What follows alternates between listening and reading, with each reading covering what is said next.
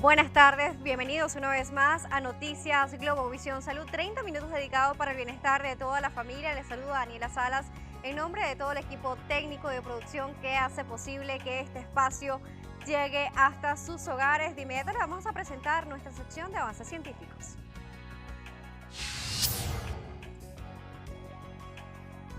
El Ministerio de Salud Pública de Paraguay informó que implementarán la vacuna PCV13 que protege contra 13 cepas diferentes del neumococo, aplicando su protección a las personas contra esta enfermedad. La nueva vacuna tiene mayor impacto en la reducción de la carga de la enfermedad para así disminuir su transmisión, tanto en niños menores de 5 años que reciben la inmunización como en la población que tiene contacto con ellos. Los expertos explicaron que la PCV13 cubre más cepas de la enfermedad provocada por la neumococo, entre ellas la que destaca un derrame de la membrana que recubre los pulmones. Por otra parte, la enfermedad neumocócica está causada por bacterias que se transmiten por contacto cercano con personas portadoras y puede ocasionar infecciones en los oídos, los pulmones, la sangre, las meninges o la médula espinal. Los científicos destacaron que las personas que tienen un alto riesgo de ser contagiadas con la enfermedad son niños menores de 2 años, los adultos mayores de 65 y las personas con afecciones médicas. Una investigación desarrollada en la ciudad de Toronto demostró que los canadienses que sufren de fibrosis quística tienen una esperanza de vida de casi 10 años más que los pacientes estadounidenses que padecen de la misma enfermedad. Veamos a qué se debe esto. Los expertos indicaron que la causa de estos resultados se deben directamente por la diferencia entre los países durante la cobertura médica, el régimen alimentario y el acceso al trasplante de pulmón. En la misma investigación corroboraron que en Canadá las personas que sufren de fibrosis quística tenían 34% menos riesgo de morir que en Estados Unidos. Esto tomando en cuenta factores como la edad y el nivel de gravedad de la enfermedad. La edad media de los sobrevivientes a la enfermedad en Canadá es de 50 a 59 años, mientras que en Estados Unidos es de 40 a 46 años. Otro dato curioso es que la supervivencia de estos enfermos aumentó en los dos países, pero en Canadá comenzó a ser notorio desde 1995, una tendencia que se amplió después de 2005. Según un nuevo estudio, la cirugía robótica es uno de los grandes avances en tratamientos de afecciones de la próstata como la hiperplasia prostática benigna. El estudio demostró cómo la fusión de modelos capturizados y robóticos hacen el acceso a la próstata más fácil y con menos efectos colaterales. Expertos destacaron que con este nuevo tratamiento, la cirugía tendrá una mejor recuperación, menos procedimientos ambulatorios y la preservación de las funciones sexuales. Por otra parte, en el evento donde se presentó este nuevo avance, se reconoció el interés y participación de los médicos venezolanos, al tiempo que solicitaron el apoyo de distintas empresas para llevar adelante esta iniciativa. Un nuevo estudio demostró que la metformina, un fármaco que algunos especialistas recetan para el tratamiento del síndrome de ovario poliquístico, ha dado buenos resultados para las mujeres que padecen de esta patología. En cuanto a las personas que padecen del síndrome, esta medicina presenta un cambio considerable en el tamaño de los ovarios. El estudio se basó en un seguimiento de 6 meses de tratamiento con metformina. La mitad de las pacientes permanecieron anovularias, mientras que otras 10 volvieron a ovular, aunque tenían igual problemas para concebir. Las pacientes con síndrome de ovario poliquístico que participaron en esta investigación ingirieron 2 tabletas diarias durante los 6 meses de procedimiento.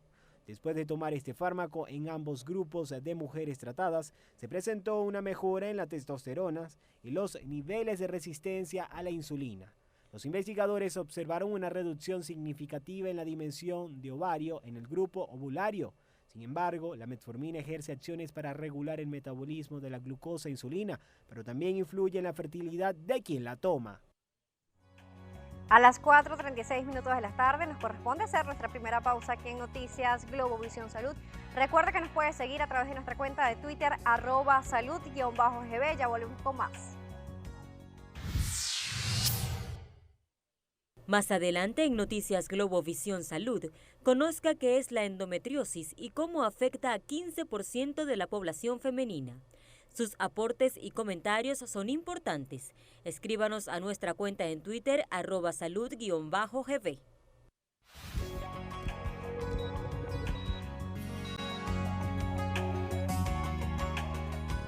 4:38 minutos de la tarde. Seguimos aquí con más de Noticias Globovisión Salud. El día de hoy vamos a hablar de la endometriosis, una enfermedad de la salud femenina, y invitamos el día de hoy al doctor Alejandro Pasos. Él es cirujano y amigo de acá de la casa. Bienvenido, doctor. Hola, buenas tardes, Daniela. Muchísimas gracias de nuevo por la invitación, a ti y a todo tu equipo de producción. El 14 de marzo precisamente fue el Día Internacional de esta patología, pero me gustaría primero que definamos qué es el endometrio. Sí, Daniela, excelente pregunta para comenzar, porque hay que definir y entender qué es el endometrio. Y el endometrio son las paredes internas del útero. A mí me gusta mucho utilizar la analogía que es imaginarnos que estamos en un cuarto, que es el útero, y dentro de esa habitación están las paredes internas. La pintura que está en las paredes internas es el endometrio. El endometrio es el tejido responsable de que en un embrión se implante, se siembre, para que entonces en el futuro se desarrolle un embarazo.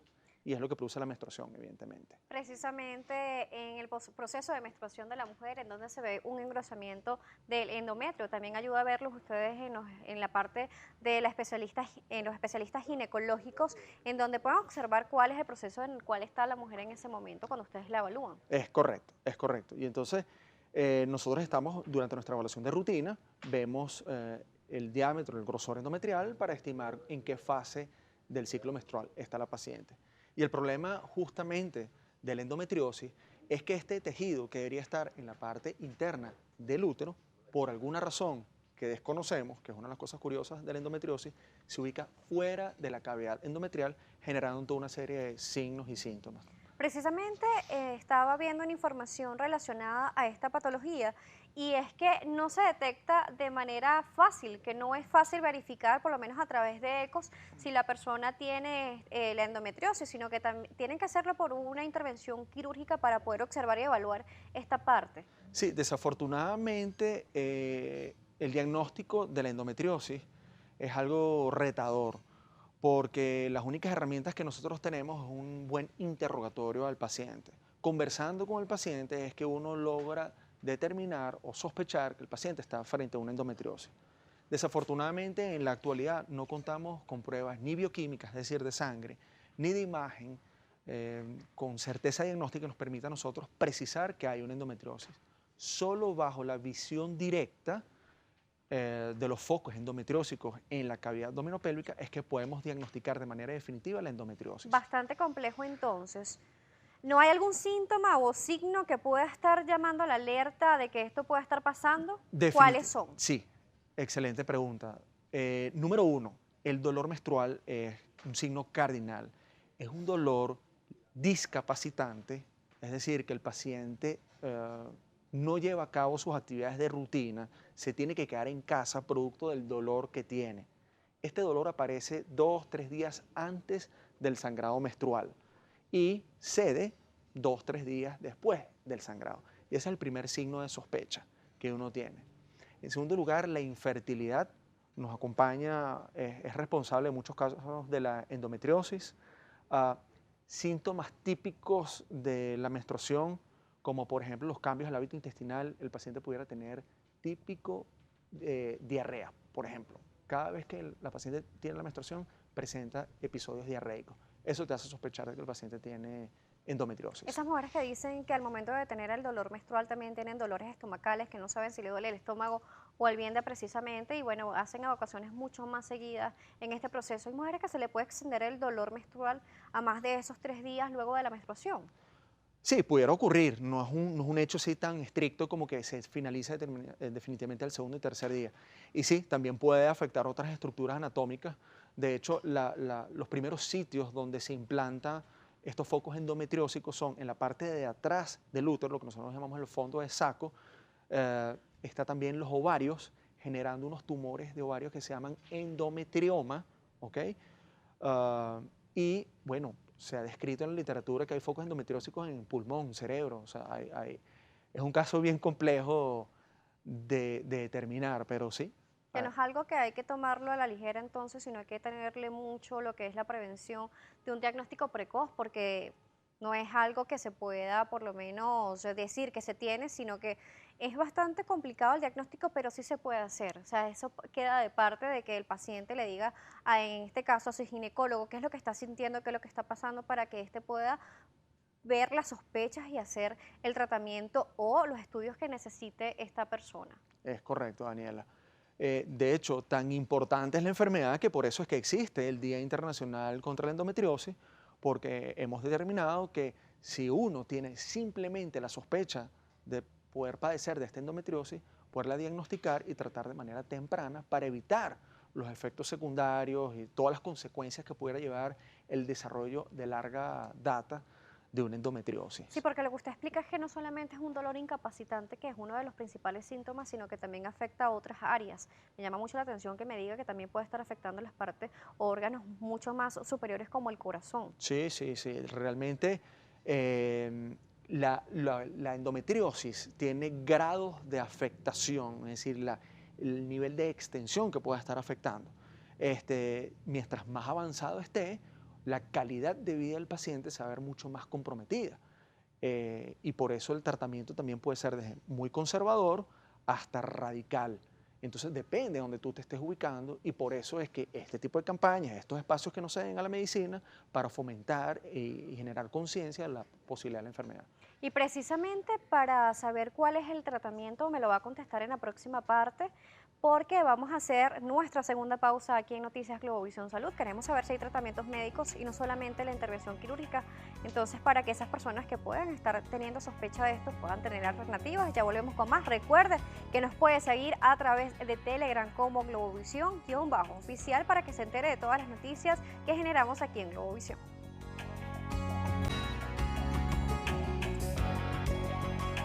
4:46 de la tarde, continuamos con más aquí en Noticias Globovisión Salud, hablando con el especialista Alejandro Pasos, ginecólogo, sobre la endometriosis. Doctor, quedamos con una pregunta al aire de cómo es ese tratamiento, aparte del diagnóstico que ya usted lo especificó, con respecto a esta patología que es muy extraña. Sí, una vez que tú determinas que el paciente tiene un cuadro endometriósico, tú tienes las alternativas terapéuticas de bien un tratamiento médico o uno quirúrgico. Entonces tú vas evaluando en el camino cuál es tu mejor opción. Muchos casos de las pacientes que presentan endometriosis con un analgésico común y corriente puede solucionar el problema, le alivia el dolor, etcétera, etcétera. Si quieres ir un poquito más allá, el tratamiento ideal sería con las pastillas anticonceptivas, porque además de aliviar el dolor, controlas el crecimiento de los focos endometriósicos. Entonces tú impides de que ese tejido se multiplique y se disperse por toda la cavidad abdominopélvica. ¿Bien? Pero si aún así el cuadro clínico es muy avanzado, tú ves que el paciente realmente tiene una calidad de vida muy comprometida, ya tiene el número de hijos planificados, tú empiezas a pensar en una alternativa quirúrgica. Y dentro de las opciones quirúrgicas tienes a su vez dos opciones, una conservadora y una más radical. La conservadora consiste en generar un bloqueo o lo que nosotros llamamos una menopausia quirúrgica, que tú vas quitando los ovarios. Y si es mucho más avanzada, entonces tienes que incluso entrar a quirófano con un equipo multidisciplinario para, además, quitar los ovarios, quitar el útero, liberar las adherencias que son... ¿Te hace una histerectomía? Sí, tú puedes llegar a tener una histerectomía, o sea, porque ya las estructuras anatómicas están tan comprometidas que el dolor puede ser tan significativo que el paciente tiene una calidad de vida pésima.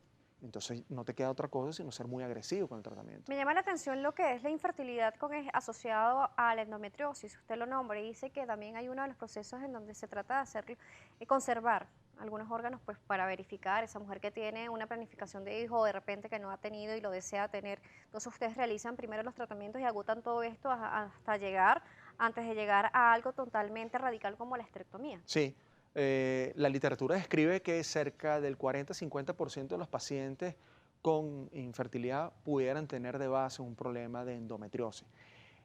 Son esos típicos pacientes que no logran quedar embarazados de forma espontánea y tú empiezas a hacer los estudios y no llegas a la causa de la infertilidad. Entonces, adivina, Si no tienes una herramienta como una prueba de sangre, un estudio de imagen, con que tú puedas ver la endometriosis, está la endometriosis escondida allí echándote.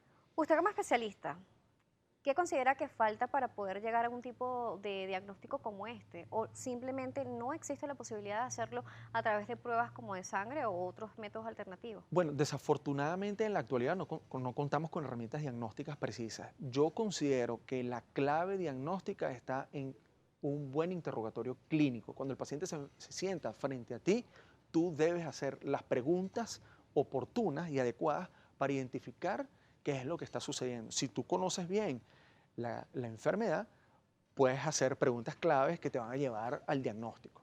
Eso es lo principal que nosotros podemos, porque llegar a la cirugía es algo como delicado, ¿no? No todo el mundo quisiera ir a una mesa operatoria para llegar a un diagnóstico, pero a ¿Nos veces puede toca. dar un ejemplo de esas preguntas claves que podrían estar ayudando a aquellas mujeres que puedan tener algún tipo de sospecha? Sí, claro, por supuesto, si ese dolor viene acompañado o no de algún flujo vaginal que te haga sospechar de que es una infección, si ese dolor está allí desde toda la vida o es algo reciente, si es portador o no de un dispositivo intrauterino, cómo es el comportamiento del sangrado más allá del dolor, o sea, que son dos variables distintas. ¿En qué momento aparece el dolor? ¿Antes del sangrado, con o después del mismo? Son cosas que te lleva a pensar. En nuestro país es muy común encontrar en consulta este tipo de patología, doctor. Muy frecuente, nuestra estadística está cerca de lo que refiere a la literatura internacional, entre un 10-12% de las pacientes en edad reproductiva, en edad fértil, padecen de endometriosis. Unas en bajo grado de complejidad y otras en muy alto grado de complejidad. Me imagino que también existen algunas mujeres que han pasado muchos años y que no saben que tienen esto y que han vivido el resto de su vida padeciendo de estos dolores, de este malestar y que lo asocian simplemente porque es un proceso natural y menstrual. Es correcto, incluso no toda paciente que padece de endometriosis padece de infertilidad. Hay muchas mujeres que, por ejemplo, uno opera en la cesárea, o sea, es decir, se logró embarazar de forma espontánea, incluso segundo embarazo, y logras ver los focos endometriósicos, ¿ok? Cuando abordas la cavidad abdominopélvica. Aún y cuando estos focos endometriósicos disminuyen de tamaño con el embarazo, y por lo tanto cuando abres en una cesárea es difícil verlos. Puedes ver algunas otras cosas que son las adherencias, que son estas cicatrizaciones aberrantes de la endometriosis. ¿Se podría decir entonces que en este proceso de embarazo mejora lo que es esto que ustedes consiguen, estos tejidos alterados? Sí, te explico por qué. El tejido endometrial es un tejido hormonodependiente, es decir, él genera sus problemas cuando hay presencia de hormonas. Durante el embarazo hay una modificación hormonal y vamos a llamarlo de que hay un bloqueo hormonal de alguna manera y los focos endometriósicos se paralizan, se bloquean. Entonces esta mujer no va a presentar ninguno de los síntomas durante el proceso de embarazo. No padece el cuadro clínico típico de la endometriosis. Y precisamente porque como usted indica que esto es un proceso hormonodependiente, es por eso que las pastillas anticonceptivas también ayuda a disminuir todos los síntomas y a disminuir también estos tejidos. En efecto, al igual que la mujer en el estado de posmenopausia, la mujer en estado posmenopausia tampoco padece el cuadro endometriósico, porque no tiene hormonas circulando y por lo tanto no hay crecimiento del tejido endometrial. Entonces es algo que no se diagnostica tan fácilmente, pero sí se puede tratar con hormonas, con pastillas, verificar, hacer un seguimiento y bueno, en caso más extremo, las operaciones. Claro, sí se diagnostica a tiempo y por eso es que estamos aquí agradecidos de darle el espacio para generar y que a la gente le llegue esta información para que si tiene la sospecha vaya al médico. Muy bien, entonces con un diagnóstico precoz, hablemos de que efectivamente sí es de un diagnóstico precoz y esta mujer pues puede estar presentando un cuadro de infertilidad. ¿Allí interviene el médico especialista en fertilidad? Sí, desafortunadamente muchos pacientes que padecen de endometriosis terminan logrando un embarazo, no todos, pero un número importante, a través de una técnica de reproducción asistida. Entonces, por más que tú logres controlar la endometriosis y las consecuencias que eso genera, muchos pacientes terminan embarazándose a través de una técnica de reproducción humana. Pero es posible, o sea, no es que totalmente infértil y que no van a poder reproducir. Totalmente. Vuelvo y repito, no toda paciente con endometriosis genera infertilidad muchas que no logran quedar embarazadas las puedes corregir con cirugía y se logran embarazar espontáneamente. Es que precisamente recalco esto para que aquellas personas que nos están viendo y tengan sospechas sobre lo que puedan tener algún tipo de endometriosis no crean que simplemente van a estar en este proceso y que van a ser infértiles y que no van a poder tener una planificación familiar. A nosotros nos corresponde despedir esta emisión de Noticias Globovisión debido a que prensa va a hacer un contacto, en este caso, en la parte informativa. Antes de despedirme rápidamente, quiero agradecer a todas esas personas que me felicitaron el día de hoy. Gracias a Marginia Silva por ese mensaje de feliz cumpleaños, a mi compañera Fabiana Ortega, que también está cumpliendo años conmigo el día de hoy. Será hasta mañana. Tenemos las redes sociales de nuestro especialista y si quieres saber más, a través de nuestra cuenta de Twitter y @mujercala. Seguimos con Marginia Silva con un avance informativo. Así es, Daniela, a las 4:55 de la tarde hacemos el siguiente avance informativo para darle un pase a nuestra compañera Derine Banes, porque ella es la productora de Noticias Globovisión Salud y ha preparado junto a todo el equipo de Globovisión una sorpresa para nuestra compañera Daniela Salas, quien está cumpliendo años el día de hoy, y también nos acompaña en el estudio Fabiana Ortega. Fabiana, incorpórate a esta transmisión también porque estás cumpliendo años, al igual que nuestra compañera Daniela Salas. Y bueno que además está nuestro amigo Alejandro Pasos aquí para acompañar este espacio especial que le hemos dedicado a nuestra compañera Daniela Salas, idea de Deniré. También está Jesús Bello, parte del equipo de Noticias Globovisión Salud. Bueno, le dejo a Daniela en esta oportunidad, que se exprese ante sus televidentes. Totalmente sorprendida, totalmente agradecida con todo el equipo de Globovisión y el día de hoy compartiendo un año más de vida con todos ustedes, haciendo lo que amo, lo que me gusta, compartiendo con este equipo maravilloso. Le agradezco a mis productores, a Jesús Bello, a Daniela Banes, a Fabiana Ortega, que está aquí cumpliendo años el día de hoy conmigo, una reportera acá del canal, una gran profesional. Le agradezco a Alejandro Pasos por habernos acompañado el día de hoy. De verdad, una gran sorpresa, no me lo esperaba, pensé que realmente era un contacto informativo, totalmente sorprendida. Marginia, la gran cómplice de todo esto también, y quiero agradecerles a todos por poder estar aquí con nosotros, de verdad. Y será hasta mañana que los volvemos a acompañar en Noticias Globovisión Salud. Para mí un placer poder estar con ustedes día a día y haciendo, como les dije, lo que amo y los temas de salud, que de verdad es uno de los más importantes para nuestra vida. Hasta mañana, gracias por todo.